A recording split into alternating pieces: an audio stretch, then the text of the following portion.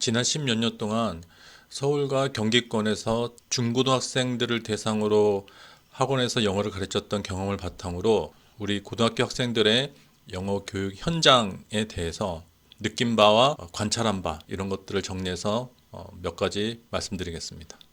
첫 번째로 그 중학 영어와 고등학교 영어의 관계에 대해서 말씀드리겠습니다. 이게 우리나라 교육 체계에 굉장히 오랫동안 유지되어 온 그 방식인데요. 중학교 과정과 고등학교 과정 사이에 그 갭이 상당히 큽니다.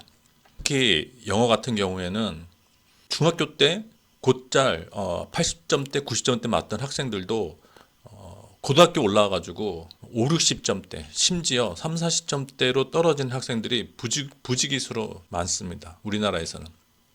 그러니까 이게 질적으로 완전히 다른 라운드가 돼버린 거예요. 이 고등학교 영어 교육 과정 자체가. 그래서 이제 제가 중학생들도 가르쳐보고 고등학생들을 가르쳐보면서 느낀 점이 뭔가 교육상에서 어떤 연속선상이라는 개념 자체가 부재하다라는 거를 굉장히 절실하게 느낍니다. 근데 이게 3, 40년 전에 학창 시절을 제가 직접 경험했던 거랑 근본적으로 이 부분은 크게 달라진 점이 없는 거예요. 저 같은 경우에도 중학교 때 꽤 괜찮은 영어 성적을 받았었는데 고등학교 왔을 때는 완전히 바닥으로 추락을 해서 처음부터 다시 혼자서 시작을 했던 케이스였거든요. 근데 지금도 우리나라에는 그런 아들이 엄청나게 많습니다. 뭔가 좀 이 부분에 대해서 사람들이 아무 말도 하지 않는 것 자체가 굉장히 신기하다고 느껴질 정도로 이런 일들이 굉장히 흔하게 발생합니다. 그 첫 번째 이유가 뭐냐면 중학교 그 과정을 이렇게 들여다보면 제가 이제 중1, 중2, 중3 다 가르쳐 봤었는데 이 3년 동안 영어 문법 자체가 3년 동안의 과정 속에서 쭉 늘어져 있어요. 그러니까 이걸 다 3년짜리 교육 과정으로 영어 문법 체계를 아이들 수준에 맞게 분산시켜 놓은 거죠. 그래서 그 교과 과정의 커리큘럼만 보게 되면 굉장히 훌륭하게 잘 짜여져 있단 말이에요. 아이들이 차근차근히 기초부터 배워나갈 수 있도록 그 단계별로 굉장히 잘 배치가 되어 있고 교과서 내용도 점점점 더 그 현장 영어에 가까운 문장들로 구성되면서 내용도 굉장히 알차고 교과서 구성도 굉장히 훌륭합니다. 제가 이제 여러 교과서들을 봤을 거 아니에요. 그런데 이런 교과서 편제 과정하고 실제 학교를 다니는 아이들이 학습 현장에서의 그 과정하고 이게 너무나 큰 그 불일치가 있어요. 갭이 아주 크단 말이에요. 그러니까 뭐냐면 이게 중학교 1학년 때부터 이제 아이들이 주어 동사 이런 거 배우고 주어가 3인칭 단수일 때 동사 끝에 뭐 s, es 이런 거 배우고 동사의 불규칙 이런 것도 배우고 뭐 형용사가 있고 부사가 있다 이런 것도 배우고 그러면서 이제 점차 시제도 배우게 되는 거죠. 뭐 현재 완료도 있고 과거 완료도 있고 미래 완료도 있고 수동태도 있고 이렇게 이제 차근차근히 이제 배운단 말이에요.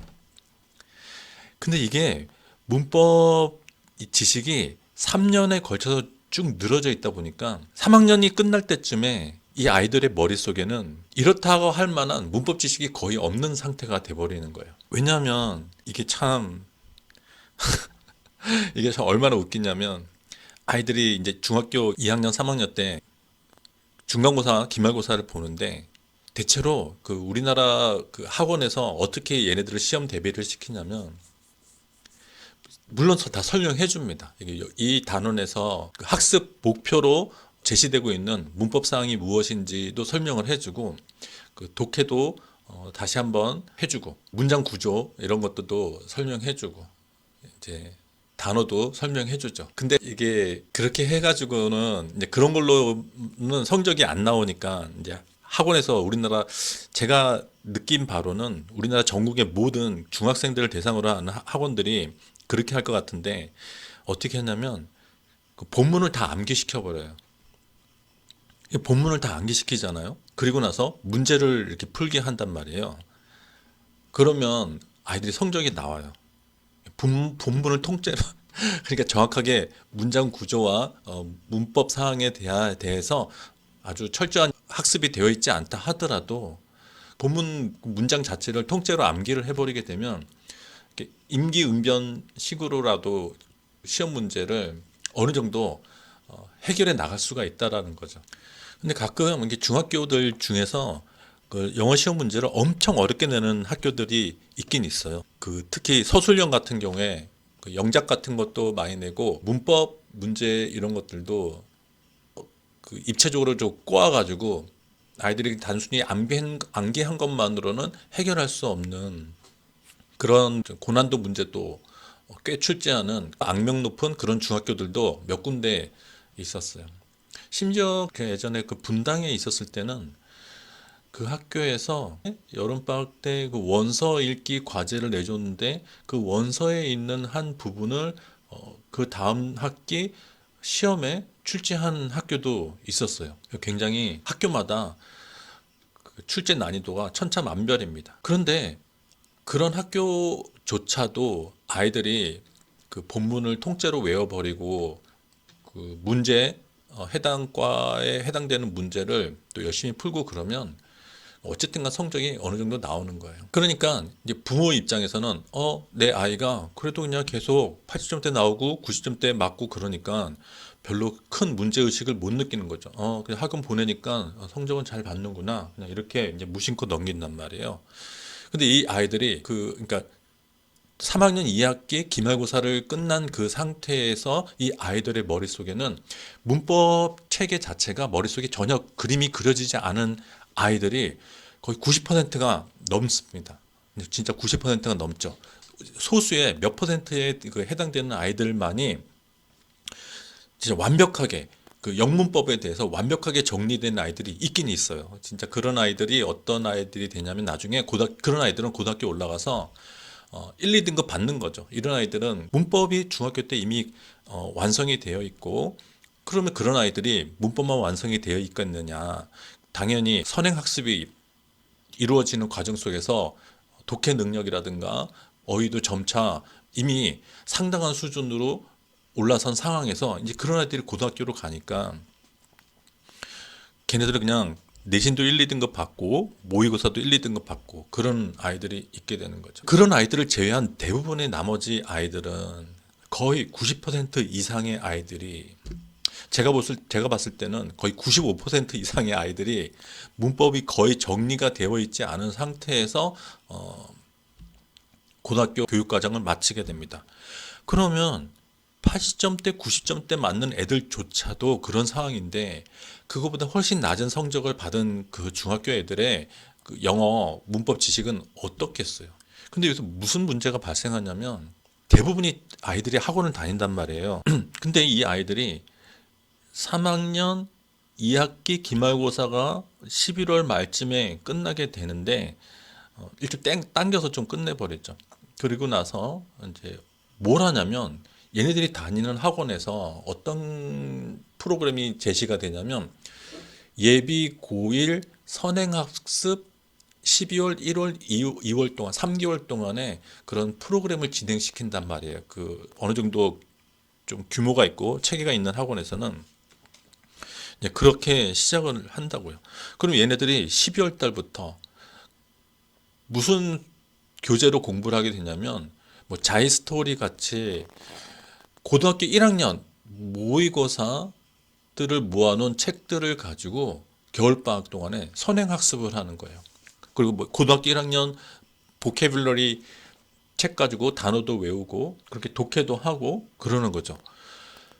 그래서 이 3개월 동안 얘네들이 고등학교 문제 풀고 단어 외우고 뭐 듣기도 할 수 있고 뭐 그렇게 하면서 고등학교 선행학습을 하게 되는데 정작 이 아이들이 이 3개월 동안 공부를 해야 될 건 뭐였냐면 지난 3년 동안 3년에 걸쳐서 차근차근히 그때 이렇게 배워왔던 파편적으로 이렇게 널려져 있던 그 문법들을 다시 한번 정리하는 시간을 얘네들이 가져야 될 필요가 있었다라는 거죠. 그리고 사실 아이들이 본인들이 그걸 원해요. 그리고 이제 자기들이 알아요. 자기들이 이제 고등학교 가서 공부를 열심히 해야 되겠다 이렇게 생각하는 아이들이 많단 말이에요. 근데 학원에서도 중학교 과정에서 배웠던 내용들을 다시 한번 정리해주는 그런 프로그램을 제시하는 학원이 거의 없다라는 거예요. 이게 그 학원들이 나빠서 잘못돼서가 아니라 왜 그럴 수밖에 없냐면 그 학원들 입장에서 만약에 이 아이들을 데리고 고등학교 선행학습을 하지 않으면 누가 어떤 학부모가 그 아이들을 그 학원에 보내겠냐는 거죠. 그리고 아이들 입장에서도 이 학원에서 고등학교 선행학습을 해야지 왜 또 중학교 수준의 그 유치한 중학교 수준의 수업을 하는 건가를 받아들일 수 있는 아이들이 별로 없다라는 거예요. 일단은 또 겉보기에도 좀 창피하단 말이에요. 남들은 다 그 고등학교 대비 공부를 하고 있는데 자기는 중학교 문법 책을 가지고 공부를 한다고 생각을 해보면 너무 뒤처지게 되는 거고, 그리고 자기 만약에 그 학원에서 그런 걸 하고 있다 그러면 자기 학원은 너무 뒤처진 학원이 돼버리는 거잖아요. 그리고 학원들이 성공을 하려면 일단 어떤 아이들이 다녀야 되냐면 공부를 잘하는 아이들이 학원을 다녀야 돼요. 그러니까 아이들이 이 학원에는 학부모들도 그렇고 뭐 최우수 학생 90 몇 점, 100점 맞은 학생들 명단 막 이렇게 걸어놓고, 또 자기네 학원에 엄청 좋은 대학은 갔던 학생들 있다 막 명단 같은 거 이제 플랜카드로 걸어놓고 광고하고 그러잖아요. 그러니까 이 학원에서 미리 철저하게 고등학교 과정을 공부를 시킨다. 그래야지 공부 잘하는 애들도 그 학원을 다니게 되고, 저 학원에는 공부 잘하는 애들이 다녀. 그럼 나도 다녀야지. 이런 아이들의 그 철없는 허영심, 그리고 그랑 똑같은 부모들의 그 허영심, 이런 것들이 다 똑같이 작용을 한단 말이에요. 자세한 내막을 모르면서 아이들은 자기가 앞으로 어떤 그 학업의 상황에 처하게 될지 전혀 짐작도 하지 못하고 전혀 모르는 상태에서 그런 겉발림의 정보 겉모습에만 현혹된단 말이에요. 부모들도 마찬가지고. 그러니까 이게 학원도 그렇고 학부모도 그렇고 아이들도 그렇고 그냥 어떻게 서로 헤어져 나오지 못하는 그 소용돌이 속에서 그냥 그렇게 쭉 나가게 되는 거예요. 그리고 이제 3월 달이 되면 고등학교 올라가면 그냥 이제 내신 대비하는 걸로 또 이렇게 쭉 달려가게 되는 거죠. 과정이 지금 수십 년째 우리나라에서 계속 이루어지고 있는 거예요. 그러니까 아이들은 고등학교로 왔을 때 전혀 기초가 안 돼 있는, 문법 정리가 안 돼 있는 상태에서 고등학교로 올라온 아이들이 90%가 넘어요. 얘네들은 그래서 이제 얘네들이 어떤 상황에 고등학교 올라가면 어떤 상황에 처하게 되냐면 중학교 때보다 문장도 길어지고 전체 지문의 양도 많아지고 어휘도 더 어려운 단어가 나오게 되는데 문법은 안 돼 있어요. 그러니까 문장 구조를 이해할 수 있는 능력이 거의 없는 상태에서 더 분량도 많고 단어도 어려운 상황에 놓이게 되다 보니까 뒤죽박죽이 돼버리는 거예요. 이때부터 엉망진창이 돼버립니다. 학교 수업을 듣고 또 학원에 와가지고 또 수업을 듣는데 이 기초가 없잖아요. 차근차근히 밑에서부터 하나하나 쌓아 올린 기초를 바탕으로 뭔가 거기서 조금 더 고난도 고등 지식이 쌓여져야 되는데 중학교 지식 자체가 부실한 상태에서 고등학교 지식이 덧붙여지니까 그냥 시간만 이렇게 흘러가 진흙탕 속에서 그냥 버둥버둥 거리는 거예요. 그래서 현장에서 보면 진짜 마음이 너무 아파요. 정말 마음이 너무 아픕니다. 왜냐하면 진짜 한 몇 개월만 시간이 주어진다면 이 아이들의 지금 모든 과정을 스탑시키고 몇 개월만 시간이 주어진다면 기초적인 문법을 가르쳐주고 설명해주면, 그러면 그때부터 아이들은 학교에서 선생님이 설명해 줄 때 알아들을 수가 있거든요. 이 문장이 왜 이렇게 해석이 되는지에 대해서 기본적인 그 어떤 눈만 뜨게 해주면 따라갈 수가 있단 말이에요. 근데 이게 영어 문법 지식이 이게 몇 주 만에 며칠 만에 한 바퀴를 돌릴 수 있는 것이 아니고, 설사 한 바퀴를 돌렸다고 하더라도 이게 자기 걸로 숙지가 금방 되는 것은 아니기 때문에 그래도 몇 달이 필요하단 말이에요. 근데 그 황금 같은 12월, 1월, 2월 이 예비 고일 시간에 이 기간 동안 그냥 허영심에 휩싸여 가지고 자기 수준에도 맞지 않은 고등학교 그런 선행학습에 그냥 다니는 거야. 친구들이랑 같이. 아무 생각 없이. 마음 깊은 한구석에서는 알고 있단 말이에요. 내가 이런 거 할 때가 아니고 내가 이런 걸 할 주제가 아니다라는 걸 아이들도 마음 깊은 곳에서는 알고 있다고요. 그래서 진짜 아이들이 그렇게 하는 아이들도 저는 문법 공부를 좀 해야 될 것 같아요. 이렇게 말을 하는 아이들이 진짜 꽤 있었단 말이에요. 근데 학원들이 아까 말씀드렸던 것처럼 그렇게 용기 내서 진짜 아이들의 그 미래에 위해서 정말 지금 이 시간에 필요한 것들을 용기 내서 그 커리큘럼을 짜서 진행시킬 배짱이 있는 학원이 없단 말이에요. 그러니까 학교에서는 학교에서 말할 것도 없죠. 학교에서 11월 달에 끝나는 11월 말에 기말고사가 끝난 다음에 학교에서는 어떤 그 프로그램도 진행시키지 않는단 말이에요. 그러니까 이게 참 너무나 비극입니다, 이게. 그래서 소수의 이제 제가 그 가르쳤던 애들 중에 진짜 중학교 2, 3학년 때 심지어 2학년 마쳤을 때쯤에 문법이 거의 완성된 애들도 있었단 말이에요. 그리고 중3 됐을 때 조금씩 고등학교 1학년 선행학습을 미리 시작하는 아이들. 이런 아이들이 1, 2등급 받는 거예요. 나머지 애들은 진짜 아무런 기초가 없는 상태에서 그렇게 시작을 합니다. 그러니까 이미 중학교 때 학생들의 공부의 그 서열화가 다 굳어져 버리는 거예요. 확고하게 굳어져 버립니다. 그러니까 아이들은 그래서 참 이게 너무 안타까운 게 아이들한테 아무리 설명을 해줘도 중학교 아이들은요. 중학교 아이들은 저 때를 듣지 않습니다. 무슨 말을 해도 이 아이들은 절대로 듣지 않아요. 정말 안타깝죠.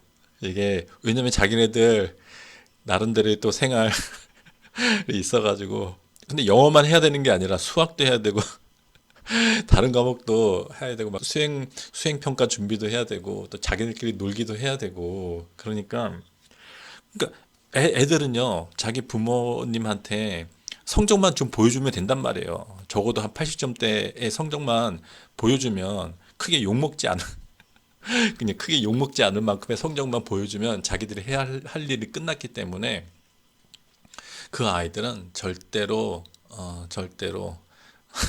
설득이 안 됩니다. 말로 설득이 안 돼. 이게 진짜 어려운 점이에요. 게다가 학원 원장들은 자기들 나름대로 살아남고 또 열심히 또 성공하기 위해서 공부 잘하는 아이들이 다닐 수 있는 학원을 만들어야 되기 때문에 이런 악순환이 지금 수십 년째 이어지고 있는 거죠. 그래서 이렇게 중학교 과정 속에서 어느 정도 탄탄한 문법 지식이 없는 상태에서 고등학교 올라오는 아이들은 정말 고생을 많이 합니다. 그리고 이 아이들 중에서 많은 아이들이 영포자가 됩니다. 이게 그러니까 3년 내내 영포자로 살아가는 거예요. 얘네들이 그러니까 뭐냐면 어느 시점에 공부를 잘하고 싶다라는 그런 마음을 가지거든요. 나 이제 정신 차리고 공부를 해야지라고 결심을 하지만 실제로 수업을 들으려고 하면 무슨 말인지 알아들을 수가 없는 거예요. 왜 그게 문장이 그렇게 해석이 되는지에 대한 기초 지식이 부재하기 때문에 아무리 열심히 하려고 결심을 한다 하더라도 그냥 그 허공 속에서 자기가 헛발질하고 있다라는 걸 자기가 바로 체감을 하고 나서는 다시 이제 포기하게 되는 거죠. 그러니까 이 소중한 시기에 중3에서 고등학교로 올라가는 이 소중한 3개월 동안 물론 이미 선행학습을 해도 되는 그런 아이들도 있는데 앞으로도 이제 제가 말씀드리겠지만 우리나라의 교육 체제 자체가 뭐냐면 이 소수 상위 몇 퍼센트 아이들만을 위한 그런 교육 체계가 고등학교 학교에서도 그리고 학원에서도 다 그런 식으로 형성이 되어 있단 말이에요. 이 소수 몇 퍼센트를 제외한 나머지 90 몇 퍼센트는 그냥 걔네들을 바라보면서 그냥 흉내내고 그렇게 들러리로 살아가고 있는 거죠. 소중한 3개월 동안만 진짜 그 다른 거 둘째치고 영어 문법 지식만 확고하게 갖춰 놓기만 해도 고등학교 가서 좀 부족한 부분들은 어떻게든 채워나가면서 따라가고 자기가 해결해 나갈 수가 있거든요. 단어 외우면 되잖아요. 그리고 문제 풀면 된단 말이에요. 자기가 해석할 수 있는 능력만 있고 선생님이 설명해 주는 걸 이해할 수 있는 능력만 있으면 언제든지 자기가 노력하면 따라갈 수가 있단 말이에요. 근데 그런 기초가 부재한 상태에서는 노력한다 하더라도 해결이 안 돼요. 해결이 안 돼. 그리고 이제 저 같은 경우에는 그런 상태에서 고등학교 올라와 가지고 진짜 한 6개월인가 7개월 동안 혼자서 학교 수업을 전혀 알아들을 수가 없었기 때문에 혼자서 진짜 그 문법책을 사가지고 문법책을 사가지고 혼자서 그때는 우리 때는 학원도 없고 과외 당연히 집안 형편이 뭐 과외 같은 거 할 형편도 아니었고 심지어 온라인 이런 것도 없었으니까 혼자서 문법책을 사가지고 그냥 몇 달 동안 계속 그거를 한 두 바퀴 혼자 돌렸죠. 그렇게 하고 나면 문법책을 한 두 바퀴, 세 바퀴를 돌리고 나면 그러면 이제 다 알아듣는단 말이에요. 그런 얘기를 아이들한테 이제 뒤늦게 공부하려는 고등학생 아이들한테 제 경험담을 얘기해 주면 거의 또 대부분의 아이들은 뭐랄까 그렇게 하고 싶어 하지 않습니다.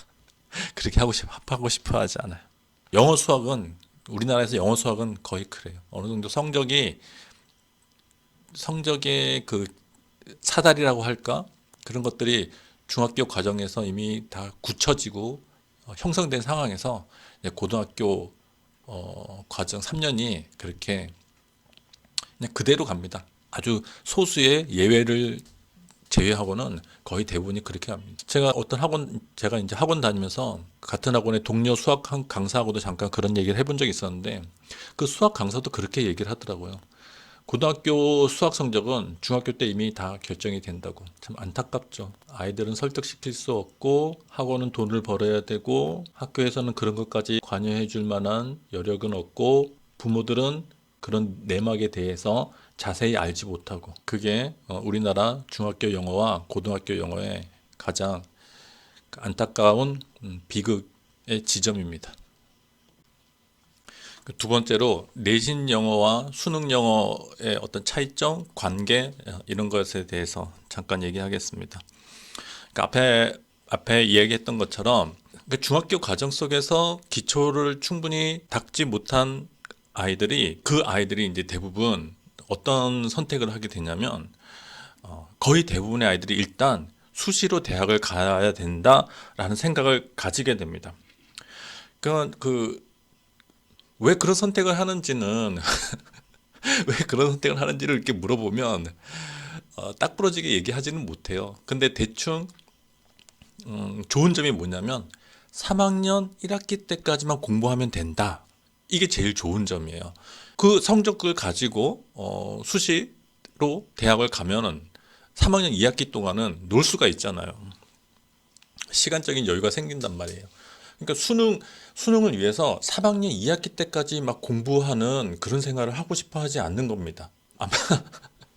아마 이게 가장 큰 이유가 아닐까 싶어요. 그 외에 다른 이유를 제가 들어본 적이 없습니다. 대부분의 아이들은 그래요. 그래서 이제 이 아이들이 내신 대비를 거기에 이제 목숨을 걸고 이제 하게 되는데 근데 이 내신 영어를 통해서 상위 등급을 받는 건 참 이게 쉽지 않습니다. 그러니까 누구나 알고 있는 것처럼 1등, 그러니까 1, 2등급 합쳐서 이제 11%가 되는데 지금은 이제 5등급제가 됐잖아요. 이제 지금 고1부터는 이제 5등급제가 됐는데 그 5등급에서는 1등급을 받아야 되는 거죠. 그런데 이 아이들이 1, 2등급을 받을 수 있기 위해서는 이게 어떤 난관을 넘어서야 되냐면 내신 영어에서는 서술형이 나와요.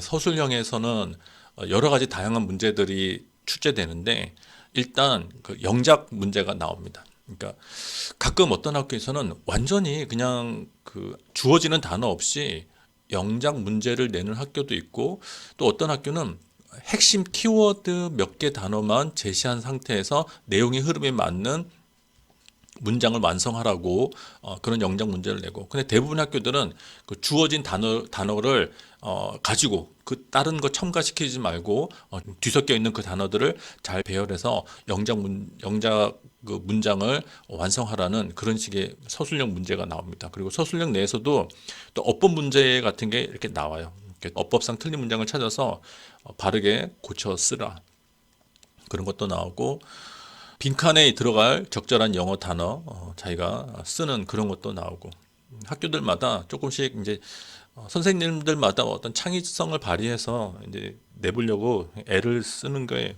눈에 보입니다.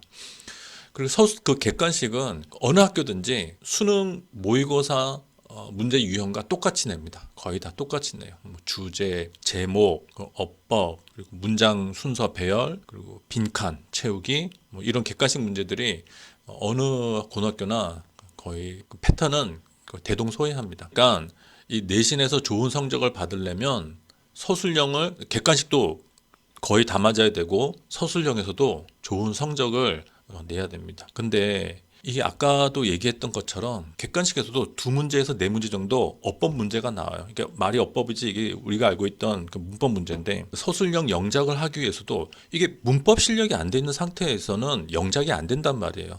이 고등학교에서는 중학교에 비해서 분량이 일단 많아졌기 때문에 보통 모의고사 지문 30개 안팎의 그 시험 범위가 나오거든요. 교과서 같은 경우는 학교마다 또 달라요. 어떤 학교는 교과서 한 단원 정도 포함시키기도 하고, 또 다른 학교에서는 1학년 때는 한 두 단원 포함시키는 학교도 있고, 또 어떤 학교는 아예 교과서를 사용하지 않는 그런 학교도 있습니다.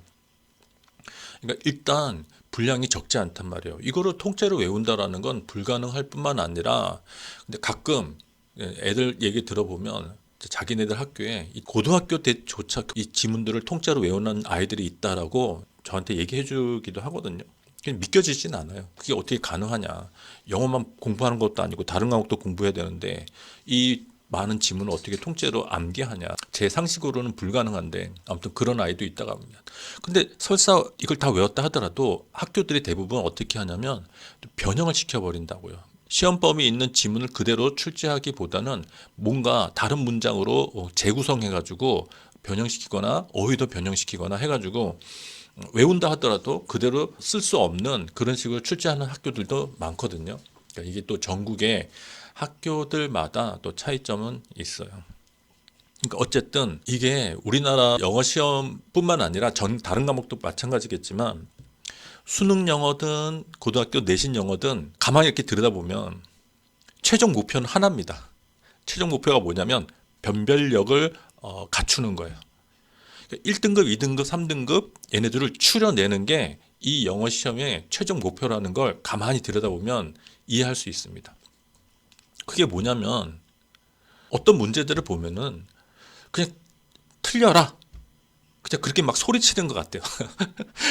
그 문제들이 얘들아 이 문제는 틀려야 돼 라고 선생님이 소리치는 것 같은 문제들이 항상 있단 말이에요. 심지어 내신 영어에서는 어떤 현상이 벌어지냐면 시험 범위에 속하지 않은, 시험 범위에 들어가 있지 않은 어휘가 출제되는 것은 기본이고, 심지어 그 학년을 넘어서는 1학년일 경우 2학년, 3학년 정도 교육과정에 해당되는 그런 어휘들이 출제되기도 하고, 심지어 이게 고등학교 영어 단어라고 볼 수 있나? 라고 싶은 그런 고등학교 교육 수준을 넘어서는 영어 단어들도 아주 빈번하게 출제되는 걸 제가 많이 이제 목격을 했단 말이에요. 근데 정말 놀라운 건 그런 시험 문제를 맞추는 애들이 있어요. 어느 학교에나. 우리나라는 정말 너무 무섭다. 이제 저도 이렇게 그런 생각이 들 때가 참 많은데, 그래서 이 내신 영어에서 참 좋은 성적을 받는 건 생각을 해보면 그래요. 이게 4%가 9등급제에서는 4%가 1등급이잖아요. 4%라는 건 몇 명이냐? 100명일 경우에는 4명, 200명일 경우에는 8명이 되는 거잖아요. 그러니까 지금 아이들이 한 200명에서 300명 정도 된 한 학년에 그 정도 되는 학교를 다니고 있는데, 그러면 8명, 10명 안팎, 10명 안팎에 돼야지 이제 1등급을 받게 되는 거예요, 전교에서. 근데 그 아이들 중에는 아까 얘기했던 것처럼 중학교 과정에서 선행학습이 아주 빡세게 된 그런 아이들이 반드시 어느 학교에나 있단 말이에요.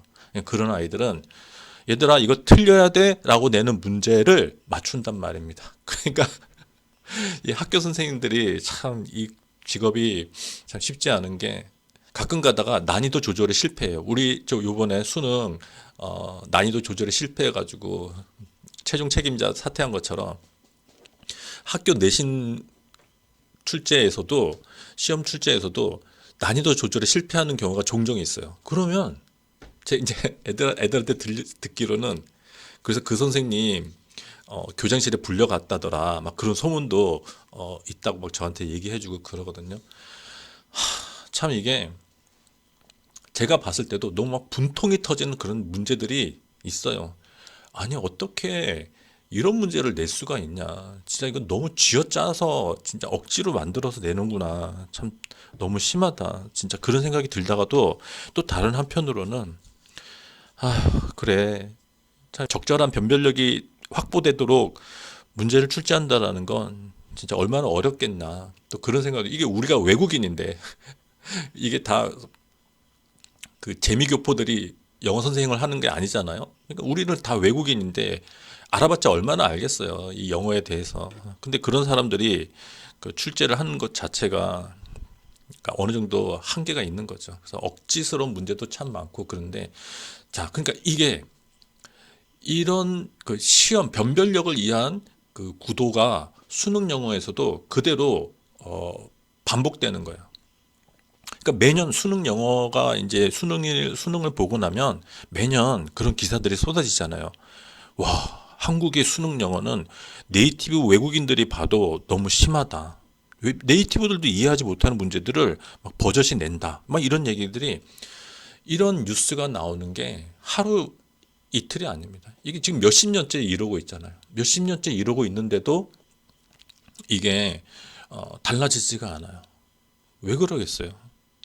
이 시험의 목표가 정말 아이들에게 이후의 삶에 도움이 될 수 있는 그런 실용성을 갖춘 공부를 해야 될 권하는 그런 내용의 시험이 아니라 철저하게 변별력을 확보하는 거에 초점을 맞춘 시험이다 보니까 그런 문제들이 출제될 수밖에 없는 거예요. 출제자들이 바보가 아니잖아요.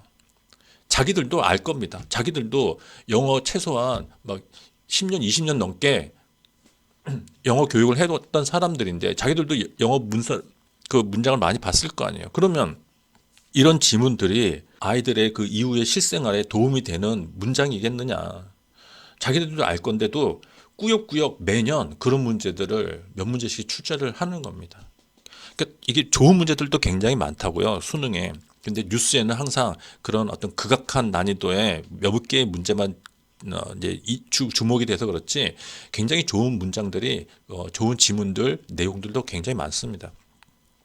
그러니까 매년 그런 문제들을 어떻게든 제조해가지고 집어넣을 수밖에 없는 거예요. 그렇게 하지 않으면 이 변별력 확보에 실패를 하게 되고 그러면 욕을 먹게 되고 또 비난에 응당한 어떤 책임도 지게 되고 자, 그래서 어느 순간이 되면 이 시험 자체가 시험을 위한 시험이 되는 거지 아이들을 위한 시험이 되지 않게 되는 겁니다. 자, 그러면 이게 사람들이 제가 이제 이거를 제 학창 시절, 고등학교 시절 때부터 지금까지 수십 년을 그 이후로 수십 년을 살면서 매년 똑같은 기사와 최근에는 이제 막 유튜브에도 맨날 이제 그런 동영상이 나오는데 근데 이게 기자들이 있잖아요. 기자들도 계속 그 어린애들이 계속 기자가 되잖아요. 그러니까 한 사람이 이 기자들도 짬밥을 먹으면 뭐 부서를 옮기다든가 아니면 더 높은 데스크로 올라간다든가 뭐 승진을 하고 그러잖아요. 그러니까 매년 그 어린 기자들이 계속 등장하는 거예요. 그러면 이 기자들도 있잖아요. 자기의 안목에 맞는 기사밖에 쓸 수가 없는 거예요. 그 어린 나이에. 그래서 이걸 이제 수십 년 동안 이렇게 지켜보면 왜 매년 있잖아요. 이런 자극적인 왜 수능 영어 외국인들도 네이티브 외국인들도 놀란다. 이런 뉴스를 지치지도 않고 매년 이거를 재밌다는 듯이 막 뉴스를 보도합니다. 거기도 이제 유튜브들도 덩달아서 매년 이제 그런 걸 하는 거죠. 그 네이티브 외국인들 불러가지고 한번 풀어보세요. 이렇게 하면서. 그런데 어디에서도요, 뉴스도 그렇고 유튜브 동영상도 그렇고 어디에서도 왜 이렇게 이런 문제가 출제될 수밖에 없는가에 대해서 심층적으로 그 원인을 따져서 탐구하고 왜 그런가를 추적 조사하는, 왜 이럴 수밖에 없는가에 그 조건이 무엇인가에 대해서 깊이 따지는 뉴스나 그런 영상을 본 적이 없어요. 아, 이것 봐라. 한국의 영어는 진짜 너무 심하다. 이런 것, 이 수준을 벗어나는 걸 본 적이 없습니다. 그러면 왜 이런 문제를 출제될 수밖에 없는가? 아까 말씀드렸던 것처럼 답이 뻔하잖아요. 이게 변별력을 갖추기 위해서 출제를 한단 말이에요. 너무 쉬우면 물수능이다. 너무 어려우면 불수능이다. 어떤 식으로 내도 욕을 먹기 때문에 욕 먹지 않도록 적정한 변별력을 갖추면 아무 문제가 없는 것처럼 또 그 한 해가 넘어간단 말이에요. 문제가, 그런 이슈가 생기지 않으면 어느 누구도 그 문제에 대해서 문제 삼지 않는다고요. 그러니까 초점이 거기에 맞춰져 있잖아요. 야, 그러면 한 걸음 더 나가서 왜 그런 변별력에만 초점을 둔 영어 문제를 출제해야 되느냐, 그 질문도 또 해야 된단 말이에요. 왜 그러겠어요? 그러니까 이거는 수능의 문제가 아니라, 수능 출제자들의 문제가 아니라, 이거는 사회 구조적인 문제라는 거죠. 사회 구조가 좋은 대학을 나와야지 먹고 살기 그나마 조금 나은 삶을 살 수밖에 없는 그런 사회 구조가 형성이 되어 있는 거잖아요. 그래서 그런 사회 구조에 맞게 대학도 그렇게 서열화되어 있고, 그러면 우리나라 같은 경우에는 특출난 재능을 가지고 있거나, 근데 특출난 재능을 가지고 있는 것조차도 부모들의 경제적인 뒷받침이 되어야지만 이게 꽃을 피울 수 있는 거잖아요. 그리고 그 외에 대부분의 사람들은 그냥 공부를 하는 수밖에 없단 말이에요. 그나마 덜 힘든 삶을 살기 위해서는.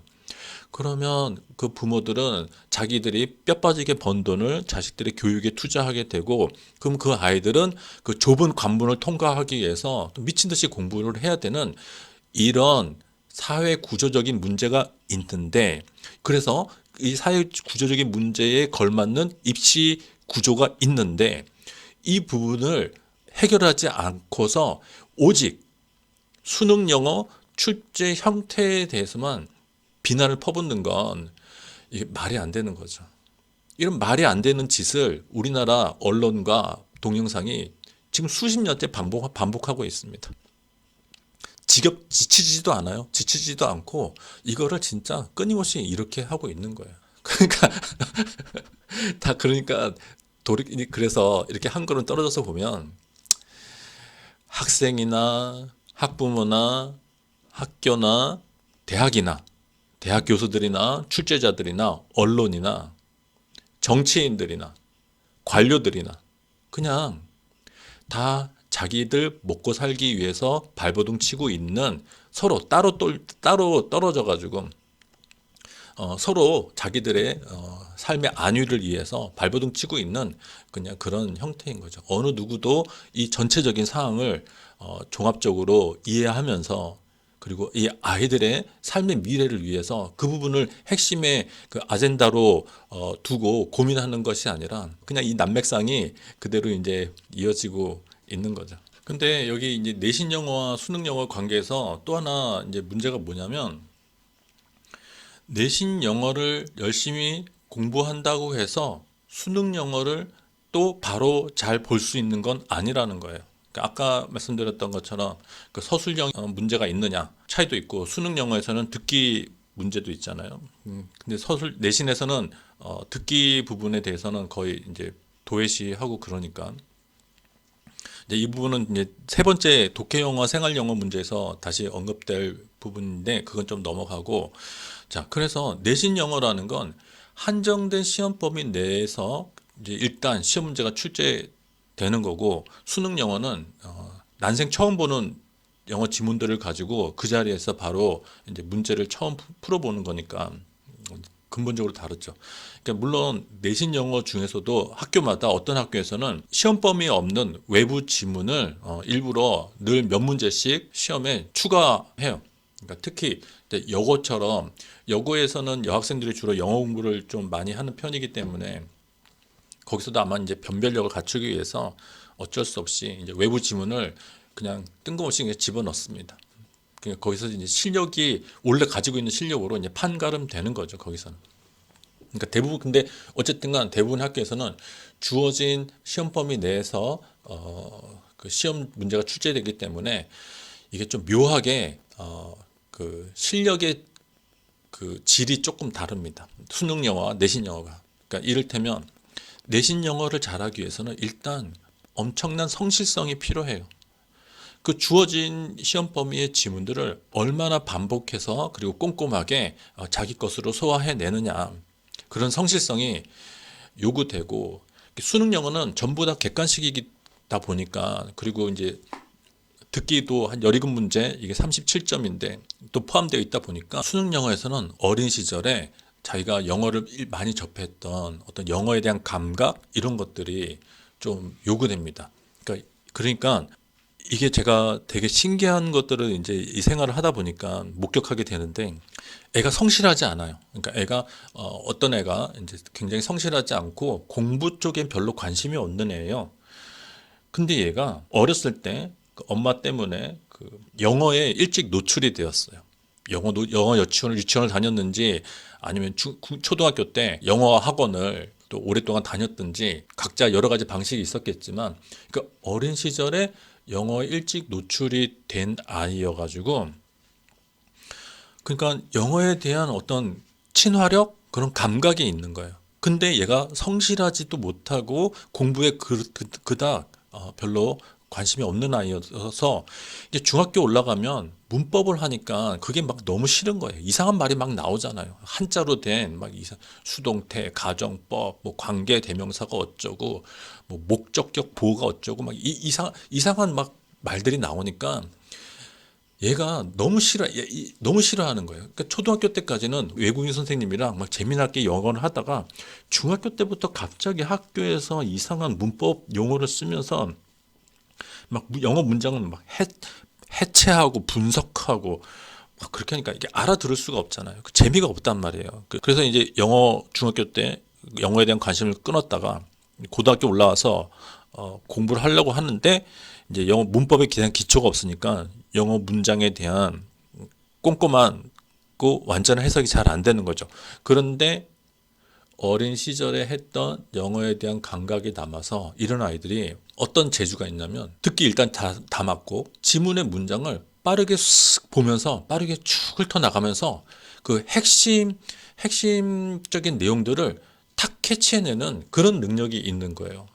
그래가지고 이런 아이들이 어휘력도 그렇게 많지 않잖아요. 근데 그 짧은 어휘력으로 쭉 문제를 풀면서 빠르게 쭉 읽어나가면서 그 그 문제가 요구하는 보기들을 쭉 읽다가 탁 이렇게 골라낸단 말이에요. 아주 빠르게. 그래서 참 놀랍게도 내신 성적이 별로 안 좋은 애들 중에 모의고사 성적이 참 좋은 아이들이 있어요. 제가 본 애들 중에 수능 모의고사에서는 2등급인데 내신은 4, 5등급 이런 애가 있다면 얘 공부를 안 하는 거죠. 내신 공부를 안 하는 거예요. 근데 이 모의고사는 또 잘 봐요. 자, 그 반대로 내신 영어는 정말 잘 봐요. 1, 2등급 아주 성실하단 말이에요. 철저하게 진짜 공부해가지고 수도 없이 반복하면서 완벽하게 문법적으로 문장들도 다 이해할 수 있고 단어도 꾸준히 열심히 공부하고 또 이런 아이들 중에 의외로 수능 영어 성적이 막 3, 4등급이 받는 그런 아이들이 있는 거예요. 얘네들은 듣기에서 몇 문제 틀리는 아이들도 있을 뿐만 아니라 문제가 양이 많잖아요. 수능 영어가. 그러니까 모의고사 지문을 양을 다 소화를 하지 못하니까 이게 빠르게 읽을 수가 없단 말이에요. 하나하나 꼼꼼하게 문장들을 분석하고 이해하는 그런 공부를 해왔던 아이들이기 때문에 쭉 빠르게 읽어가면서 그 핵심 내용을 바로바로 캐치해낼 수 있는 이런 순발력 같은 게 요 내신 영어에 특화된 아이들 중에 좀 부족한 아이들이 있단 말이에요. 그래서 내신 영어 성적과 수능 모의고사 성적이 항상 일치하지는 않는다. 그런 특징이 있습니다. 세 번째는 독해 영어와 생활 영어의 관계입니다. 근데 사실 이 문제는 앞에서 언급됐던 그 내용들보다 훨씬 더 오래되고 훨씬 더 뿌리 깊게 누누이 사람들한테 지적당하고 비판되었던 부분이죠. 그러니까 왜 한국의 영어는 그 실용적인 측면을 이렇게도 철저하게 무시하냐? 왜 중학교 3년, 고등학교 3년을 성실하게 마친 학생들조차도 곧 20살이 되었을 때 왜 간단한 영어 회화가 자연스럽게 이루어지지 못하느냐? 이 문제에 대한 얘기가 역시 수십 년 동안 끊임없이 비생산적으로 반복이 되어 왔다는 거죠. 근데 그 이유를 우리는 알고 있어요. 이게 너무나 당연한 건데, 이건 너무나 당연한 건데, 그게 뭐냐면, 사람이 말을 잘하려면 말을 많이 해야 돼요. 글을 잘 읽으려면 글을 많이 읽어야 되고, 글을 잘 쓰려면 글을 많이 써야 되고, 잘 들으려면 많이 들어야 되는 거죠. 근데 우리나라 영어 교육은 많이 읽는 것 쪽으로 이루어지고 있지, 말을 하는 쪽으로는 그런 교육이 이루어지고 있지 않단 말이에요. 리스닝도 물론이고, 영작은 조금 좀 많이 이루어지고 있어요. 그 내신 영어에서는 영작은 좀 많이 이루어지고 있는데, 근데 그것도 이게 채점의 문제가 있기 때문에 주어진 단어, 이렇게 섞여 있는 단어들을 이용해서 문장을 완성하는 식의 영작이 거의 이루어지고 있는데, 그것도 나쁜 건 아니죠. 어느 정도 영작에 대한 개념이 있어야지 할 수 있는 거긴 하겠죠. 근데 좀 자유로운 영작 훈련은 이루어지고 있지 않은 것도 사실이긴 하죠. 자, 그러면 왜 말하기 훈련을 우리나라 영어는 하지 않느냐? 그것도 당연한 거예요. 생활 영어 수업을 할 수 있는 역량을 가진 교사들이 그렇게 많지 않단 말이에요. 인구가 많잖아요. 우리가 그 스웨덴이나 노르웨이나 이런 유럽에서 이루어지고 있는 영어 교육이 굉장히 실용적이잖아요. 이 사람들은 고등학교만 졸업하면 어느 정도 회화 능력이 다 된단 말이에요, 영어로. 근데 왜 우리가 안 되느냐? 거기는 그 사람들이 그렇게 인구도 그렇게 많지 않고 거기 외국이랑 바로 따닥따닥 붙어 있으니까 이 유럽권에 있는 나라들은 외국어를 통해서 다른 나라 사람들과 접촉하는 것이 일상적인 일이기 때문에 그 어렸을 때부터 그 외국어 공부를 하고, 그리고 이 사람들 언어 자체가 다 똑같은 알파벳에 기초되어 있는 거잖아요. 그러니까 이 사람들은 이제 지금은 다 영어로 세계화가 되어 있으니까 영어, 그리고 자기네들이 필요하단 말이에요. 그 한 나라 사람이 뭐 스페인어, 이탈리아, 독일어 다 할 수는 없는 거잖아요. 근데 영어만 하면 어느 정도 다른 나라 사람들이랑 의사소통이 다 가능하니까 자기네들이 필요하니까 그 영어를 하는 거예요. 그러면 영어를 잘하는 사람이 많다 보니까 그 교사들도 그 중에서 영어 교사들도 풍부하게 인적 자원 풀이 형성될 수 있는 거고. 근데 한국에서는 안 그렇잖아요. 한국에서는 딱히 이렇게 외국인을 만나서 이야기할 일들이 지금은 많아지긴 했지만, 그렇다 하더라도 그렇게 막 절실하게 피부로 느껴지는 그런 정도는 아니니까. 그래서 당연히 그런 생활 영어를 수업으로 진행할 수 있는 역량을 가진 교사들의 풀이 예전보다 많아졌다 하더라도 충분하지 못한 거죠. 그래서 이제 그 일제시대 때부터 지금까지 어디에 초점이 맞춰져 있냐면, 원서 읽기로 한국 그 고등교육 영어가 거기에 초점이 맞춰져 있잖아요. 근데 원서 읽기 영어도 사실은 그 자체로 나쁜 건 아닙니다. 그리고 이것도 굉장히 많은 노력과 훈련이 필요로 하는 영역이란 말이에요.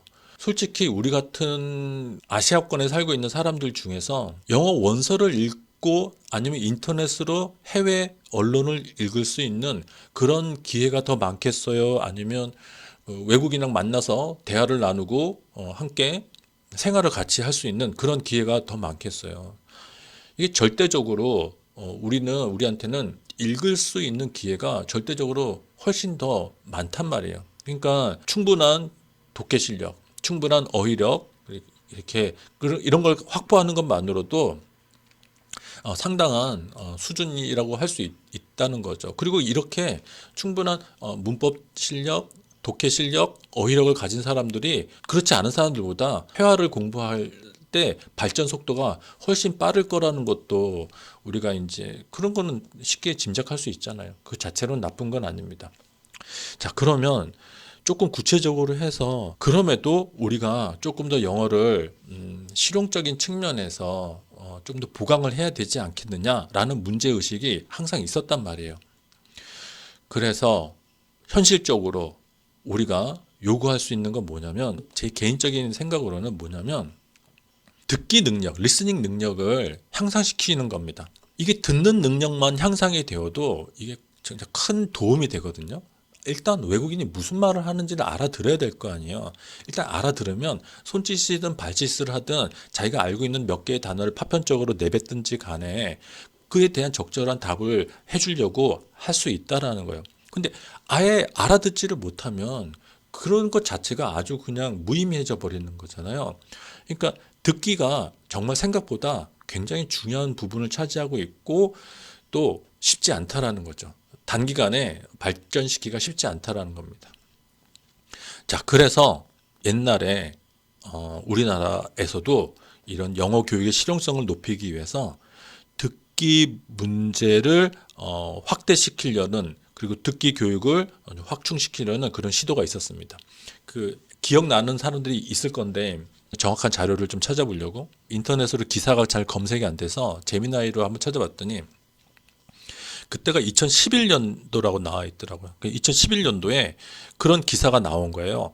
앞으로 그 수능 영어에서 영어 영역의 50%를 듣기 문제로 늘리겠다라는 그런 계획을 검토한다라는 기사가 나왔었단 말이에요. 일단 듣기 능력이라도 키우고 나면 얼마나 수월해지겠어요. 자, 어느 정도 독해 능력도 있어요. 그리고 듣기 능력도 있어요. 그러면 이런 아이들이 대학생이 됐을 때 회화 능력을 키우는데 큰 도움이 된단 말이에요. 일단 듣기라도 잘 되면. 그런데 이 계획이 완전히 무산돼 버렸습니다. 그래서 그 이유가 뭐였지? 라고 재미나이한테 물어보니까 여러 가지가 이유가 있었는데 특히 뭐였냐면 만약에 듣기 문제가 차지하는 비중이 늘어나게 되면 어린 시절에 영어 조기 교육을 받은 아이들한테 너무 유리하다. 그런 어린 시절에 영어 조기 교육을 받지 못한 학생들한테는 부당한 시험 조건이 된다라는 그런 부분에 대한 항의가 또 많았었고 학교들마다 이런 듣기 수업을 할 수 있는 어떤 물리적 역량이 균등화되어 있지 않다. 시설 자체도 학교들마다 차이가 많이 난다. 이런 비판도 있었고 또 하나 결정적인 비판이 뭐였냐면 만약에 이렇게 듣기 문제의 비중이 높아지게 될 경우에 사교육에서 또다시 듣기 교육을 타겟으로 삼는 프로그램을 진행하게 되면서 아이들과 학부모들의 그 사교육 부담이 더 늘어나게 될 것이다. 이런 또 비판도 있었다고 정리가 돼 있더라고요. 근데 실제로 이제 어떤 아이들 보면 굉장히 성실한 아이거든요. 근데 이 듣기가 정말 안 돼 있는 아이들이 있어요. 그러니까 얘네들은 그 어린 시절에 그렇게 많이 영어에 노출이 잘 안 돼 있었던 거죠. 이건 뭐 좋은 것도 아니고 나쁜 것도 아니잖아요. 그런 문제가 아니었어요. 다른 걸 했겠죠. 뭐 신나게 뛰어놀았거나 아니면 다른 예체능 그 학원을 다녔거나 다른 걸 했을 수 있잖아요. 그러니까 근데 그래서 이 굉장히 성실한 아이들 중에 듣기에서 꾸준히 막 서너 개 이상씩 틀리는 아이들이 있는데 이게 제가 이제 직접 같이 공부하는 시간도 가져보기도 하고 숙제로도 내주고 그러기도 했는데 쉽게 회복이 안 되더라고요. 이 듣기가 쉽게 향상이 안 돼요. 그냥 워낙 다른 거 할 게 많잖아요, 아이들이. 그러니까 이제 듣기까지 그렇게 할 만한 어떤 마음의 여력도 없고 내신에 집중돼 있다 보니까 절실함도 별로 그렇게 없고 그래서 의외로 듣기에서 좀 안 되는 애들이 있었어요. 그런데 아까 얘기했던 것처럼 공부하는 건 정말 싫어하는데 어린 시절에 영어에 많이 노출이 됐던 아이들은 듣기를 참 잘해요. 이 아이들은 그냥 그런 아이들이 또 굉장히 많아요. 그러니까 전체적으로 보면 우리나라에서 어쨌든간 뭐 비싼 학원이든 그렇지 않은 학원이든 어린 시절에 유치원, 초등학교 시절에 외국인 수업을 들은 경험이 있는 아이들이 점점 많아지고 있는 것도 사실이잖아요. 우리나라에서. 그러니까 어느 시점부터 보면은 아이들이 전반적으로 듣기는 잘하는구나. 이런 인상을 받게 되더라고요. 이게 여전히 듣기가 안 되는 애들도 있긴 하지만. 그래서 이게 11년도니까 4년 전인데 어쩌면 그때보다는 듣기에 대한 장벽이 그때에 비해서는 많이 낮아지지 않았나 전반적으로 그런 느낌도 들고 그리고 굳이 듣기를 위해서 학원에 돈 내면서까지 해야 되나? 그런 의문도 사실 좀 들어요. 그냥 EBS 같은 데서 듣기 수업을 조금 더 확충시켜 주거나 아니면 하다못해 학교에서도 일주일에 한 번 정도 그 듣기 수업을 해준다거나. 그러고 보니까 또 학교마다 이것도 다 다른데 그 외국인 강사를 한 명씩 두는 학교들이 있잖아요. 근데 또 어떤 학교는 예산 문제 때문인지 있던 외국인 강사를 보내버리고 해고하고 더 이상 외국인 강사를 고용하지 않는 학교도 있긴 있더라고요. 그러니까 학교마다 좀 달라요. 그러면 외국인 강사를 고용할 수 있는 곳에서는 외국인 강사를 통해서 듣기 수업을 일주일에 한 번이라도 하고 외국인 강사를 고용할 수 있는 여력이 없는 학원에서는 하루는 일주일에 수업 중에 한 타임은 듣기를 위한 수업을 하던가 그리고 그 외에 더 많은 교육이 필요하다, 듣기 훈련이 필요하다 싶은 아이들한테는 EBS 어디를 참고해라 이런 식으로 해서 요즘 애들은 다 스마트폰이 있으니까 그냥 무료잖아요. 그 EBS 무료 듣기 프로그램을 이용해서 공부해라. 이렇게 하면 교육 불평등의 문제가 어느 정도 해소될 수 있는 그런 시점에 이른 건 아닐까라는 생각이 조금 들기도 합니다. 과연 그 11년 때, 2011년 때만큼 지금도 만약 그 듣기 시험 문제를 확충한다고 그런 정책이 발표될 때 그때만큼 많은 반발이 있을지는 벌써 10년이 넘었는데 10몇 년이 지났는데 좀 환경이 달라지지 않았을까 그런 생각도 좀 들고요. 제가 볼 때 이런 실용 영어, 생활 영어의 측면을 우리 공교육에서 강화하기 위해서 가장 중요한 부분, 현실적으로 가장 중요한 부분은 바로 이 듣기 역량을 강화하는 것. 이게 가장 지금은 좋은 방법인 것 같습니다. 근데 이런 방식을 도입을 할 경우에는 이게 연쇄 반응으로 다른 문제들이 이제 또 다시 막 우후죽순처럼 이렇게 생겨납니다. 그게 뭐냐면 그러면 독해 지문의 난이도는 어떻게 할 것이냐? 일단 수능에서 독해 지문의 난이도는 그대로 유지하면서 말이 킬러 문항이란 단어가 없어졌다고 해서 킬러 문항이 사라진 건 아니거든요. 이런 말장난을 그 얘기는 더 하지 않겠습니다. 그러니까 이런 말장난 말고 실제로 이렇게 어려운 문제들을 출제를 하게 되는데 만약에 듣기 평가의 분량을 넓힌다면 그 상태에서도 이 독해 지문의 난이도를 그대로 유지하게 되면 그러면 진짜 공부의 부담이 늘어나는 것도 사실이잖아요. 그러면 만약에 그런 어려운 지문들을 넣지 않는다면 그래서 듣기를 절반으로 하고 독해를 절반으로 해서 그렇게 한다면 그러면 변별력은 어떻게 확보할 것이냐? 만약에 듣기 문제를 진짜 미국이나 영국의 드라마나 영화 이런 거를 활용해서 실용성 있는 그런 지문들을 우리가 활용을 한다고 치면 그러면 진짜로 듣기 전문 학원들이 또 우후죽순처럼 또 생겨날 건데 그러면 정말 그 기존의 비판처럼 사교육 부담을 더 늘리는 그런 방향이 될 수도 있을 거고 이 독해 지문 수업을 그러면 줄일 것이냐 난이도를 낮춰서 만약에 그렇게 독해 수업을 줄이고 난이도를 낮추면 변별력을 그러면 어떻게 확보할 것이냐 이런 문제가 또 생기고 그리고 영어 수업을 만약에 그렇게 듣기 수업을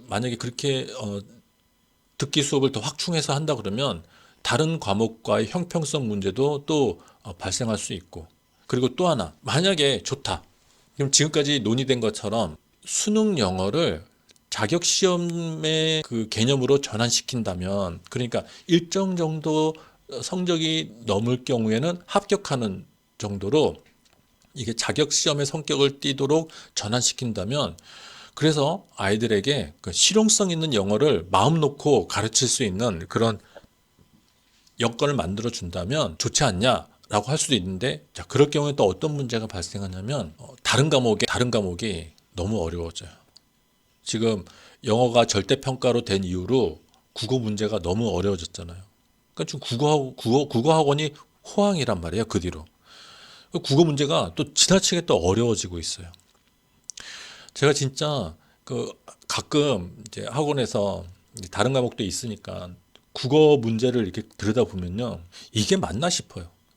그러니까 이게 국어 교사나 강사들도 이해하지 못할 그런 지문들을 쭉 늘어놓고 그걸 가지고 이제 문제를 만드는 거예요. 그러면 아니 이게 영어도 마찬가지지만 국어도 교사들, 강사들도 이해하지 못할 내용들을 그렇게 퍼부어 상태에서 그 글의 내용을 찾으라고 하는 것 자체가 진짜 이게 아이들한테 도움이 되는 건지.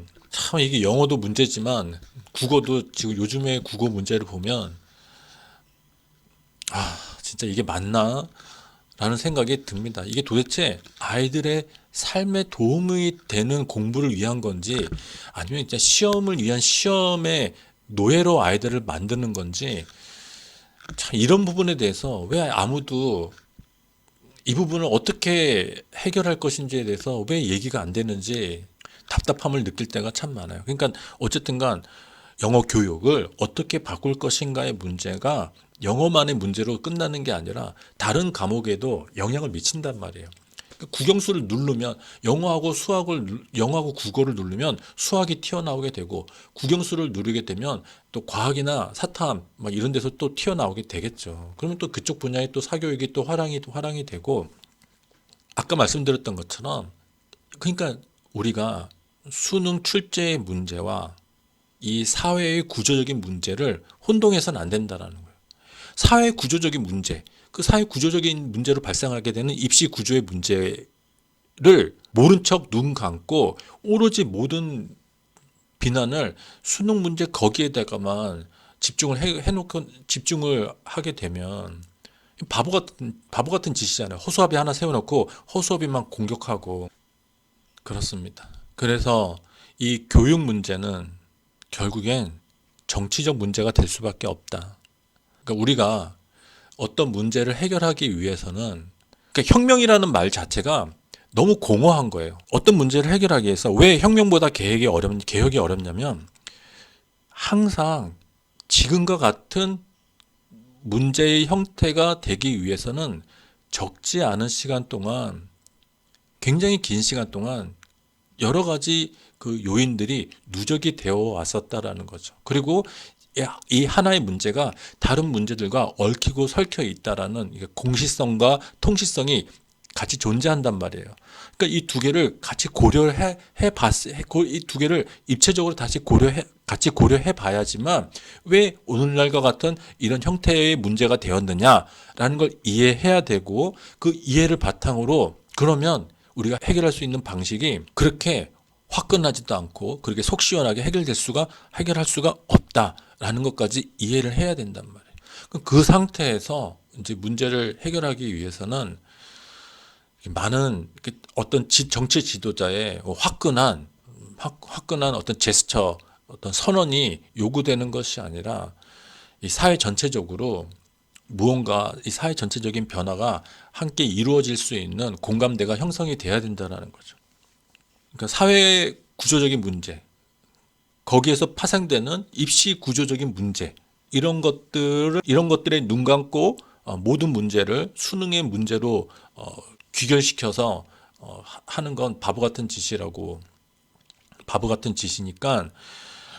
그렇다면 이 문제를 해결하기 위해서 우리 일단 영어 자체가 지금 제가 볼 때 너무 심각해졌어요. 왜냐하면 쭉 이렇게 몇십 년을 사회 변화를 이렇게 쭉 지켜보다 보니까 이 사회 곳곳에 영어의 침투력이 점점 더 강화되고 넓어지고 있더라고요. 그러니까 방송에서 뭐 연예인들이나 뉴스 이런 프로그램에서 사용하는 영어 어휘의 수준이 갈수록 더 높아지고 있어요. 게다가 미국이나 영국 같은 이 호주, 캐나다 이런 영어권에서 살다 온 아이들이 점점 더 많이 이 사회에 진출하는 거예요. 조기 유학을 떠났든 아니면 이민을 갔든. 그래서 이런 아이들이 점점 더 많이 이 사회에 중요한 자리에 진출을 하게 되고, 특히 이런 아이돌 쪽으로 그런 영어권에서 살다 온 아이들이 굉장히 많이 영입이 되면서 이 영어 자체가 하나의 굉장한 어떤 선망의 대상으로, 과거에도 그랬지만 지금은 훨씬 더 많은 영역에서 넓고 깊게 그 선망의 대상으로 영향을 미치고 있다. 그래서 옛날부터 사람들이 지적했던 것처럼 우리나라는 영어 계급 사회가 될 것이다 라는 그런 예측들이 점점 현실화되어 가고 있는 것 같다라는 생각이 듭니다.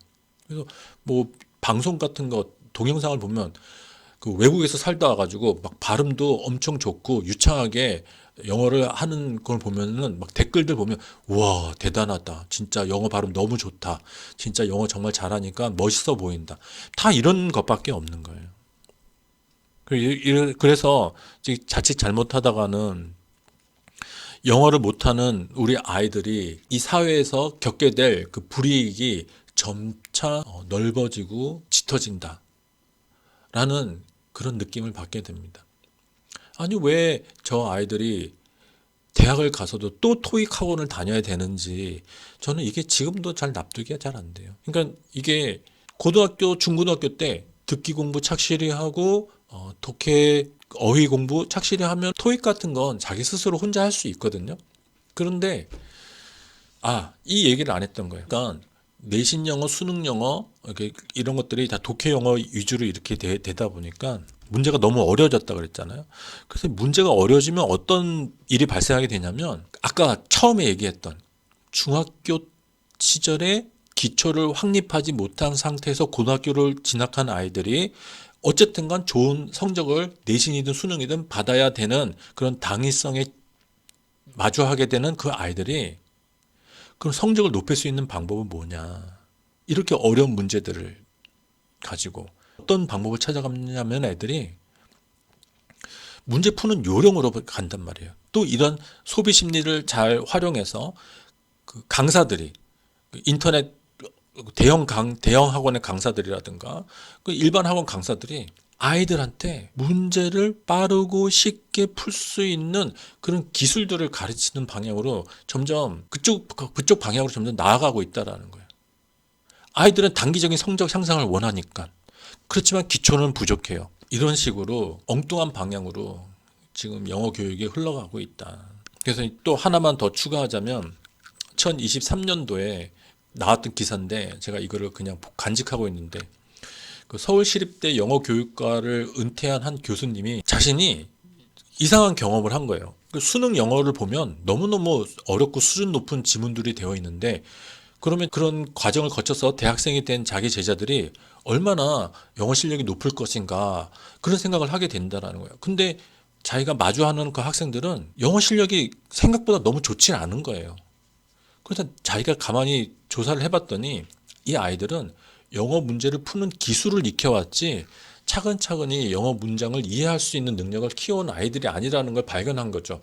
그래서 이분이 이제 은퇴 직전부터 뭘 조사했냐면 수능 영어 지문들을 일일이 다 그 원전을 다 찾아본 겁니다. 그랬더니 이 수능 영어가 출제되었던 지문들의 출처가 뭐였냐면, 미국에서 대학교나 대학원생들이 읽는 책들 그 교재에서 다 나온 것들이 너무 많았다라는 거야.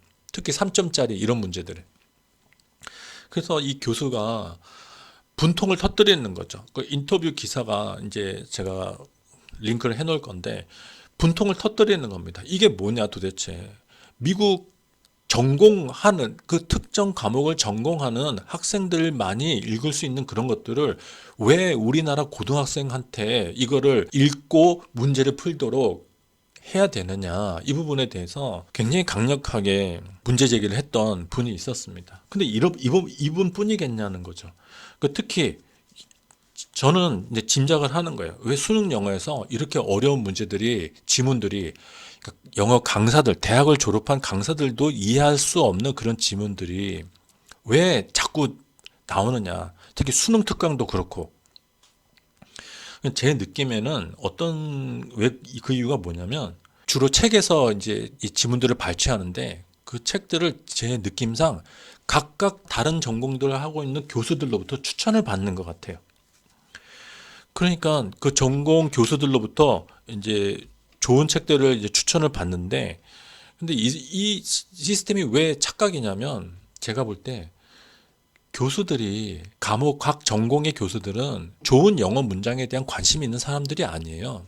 이 사람들은 자기 전공의 지식을 전달하는 데 관심이 있는 사람들이지 아이들의 영어 공부에 관심 있는 사람들이 아니더라고요. 근데 그 사람들로부터 추천을 받은 책에서 지문을 발췌해서 문제를 내게 되면 이게 미국의 일반적인 사람들도 이해하지 못하는 내용들을 뽑아내게 된다라는 거예요. 그러니까 왜 우리는 외국인인데 외국인이 그 네이티브 스피커들이 또 이해하지 못할 것들을 왜 외국인인 우리가 그걸 그 어린 아이들이 공부를 해야 되느냐. 왜 그런 교수들로부터 각각의 전공 책들을 추천받아서 거기서 지문을 발췌해야 되느냐. 전 이것부터 너무 잘못됐다고 생각합니다. 근데 이게 아까 얘기했던 것처럼 이게 난맥상이란 말이에요. 그래서 이게 해결이 쉽지 않습니다. 뭐 하나 건드리려고 하면 저쪽에서 또 문제가 생기고 또 이거 건드리면 저쪽에서 문제가 생기고 참 이 뭔가를 변화시킨다라는 게 쉽지 않습니다. 그럼에도 불구하고 제가 하고 싶은 말은 뭐냐면 외국어는 학문이 아니잖아요. 수학, 과학 이런 학문이 아니란 말이에요. 이거는 순전히 실용적인 어떤 수단이란 말이에요. 그 외국 사람들과 외국의 지식과 문화를 우리가 받아들이고 우리의 것을 표현할 수 있기 위한 수단인데 왜 이 외국어 공부가 학문처럼 되어버리느냐. 이 문제에 대해서는 우리가 공감을 할 수 있지 않을까라는 생각이 듭니다. 그래서 영어라는 외국어의 특수성에 대해서 우리가 사회적인 합의와 공감이 필요하다고 봅니다. 그런 노력이 있어야 된다고 봐요. 그래서 적어도 이 외국어 공부가 아이들의 대학교 입학을 위한 어떤 변별력의 수단이 되는 것이 아니라 고등학교를 졸업했을 때 어느 정도 학교에서 공부한 이 외국어 실력을 가지고 기본적인 의사소통을 할 수 있는 능력을 함양하는 방향으로 전환되어야 되지 않겠느냐. 그러니까 변별력이라는 차원을 그 기준을 좀 완화시켜서 초점을 변별력에 두지 말고 아이들의 이후의 삶에 도움이 되는 방향으로 이 외국어 교육의 그 질적인 양적인 방향을 그렇게 바꾸기 위한 어떤 사회적인 그 합의가 공론화 과정이 절실하게 필요한 때에 이르지 않았느냐 그런 생각이 듭니다.